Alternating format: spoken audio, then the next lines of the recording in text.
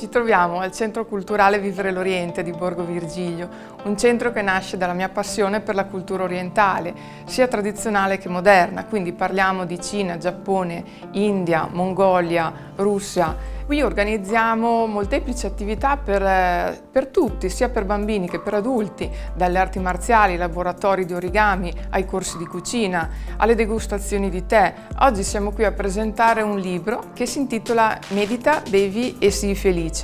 Medita, bevi e sii felice è un libro digitale, vuol dire che si può trovare su Amazon ed è acquistabile sia in formato cartaceo che in formato per Kindle. Il buddismo è sempre stato concepito come una religione, ma in realtà è più uno stile di vita. E poi c'è l'Ayurveda, una medicina che nasce 5.000 anni fa in India. Nel libro sono indicati 21 consigli, 21 esercizi semplicissimi che chiunque può fare. E oltre a questo, a ogni consiglio è abbinato appunto un frullato o una bevanda dalla medicina ayurvedica, con ingredienti che normalmente troviamo al supermercato. Ogni frullato ha un nome particolare che dovrete ovviamente scoprire nel libro. Quello che oggi andiamo a fare si chiama Eccezionale Veramente. Gli ingredienti sono menta, latte di cocco, un avocado, limone, il cardamomo e lo zucchero di canna. L'avocado ha un nocciolo molto grande che può creare problemi. Facendo un taglio tutto intorno e ruotando, vediamo che si apre molto facilmente. Andremo quindi a usare solamente la polpa dell'avocado, basta estrarla con un cucchiaino. Se la polpa non viene via è perché probabilmente l'avocado non è ancora pronto, è ancora acerbo. Mettiamo la polpa dell'avocado dentro il frullatore. A questo punto aggiungiamo tutti gli altri ingredienti necessari.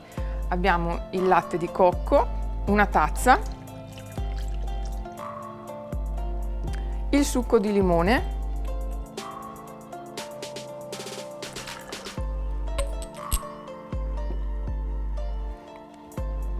lo zucchero di canna, ne basta un cucchiaino, e 4 foglie di menta. Una, 2, 3 e 4. Adesso abbiamo messo tutti gli ingredienti dentro il frullatore, bisogna semplicemente frullare.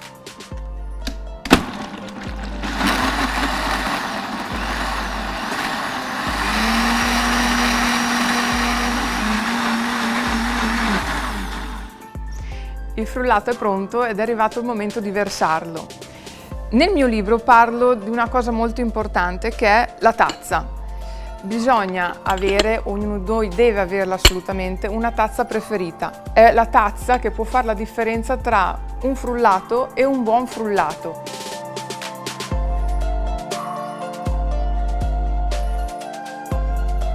Se ci piace possiamo aggiungere questo che sono semi di cardamomo. Nella cucina ayurvedica sono molto usati perché aiutano la digestione e con il loro sapore abbastanza forte aiutano anche la litosi. Si presenta così in queste capsule che sono i frutti, all'interno contengono dei piccoli semi che possiamo aggiungere al nostro frullato e poi mescoliamo con un cucchiaio oppure anche una cannuccia va bene, dipende da come preferite bere il frullato. Il frullato è pronto, namaste!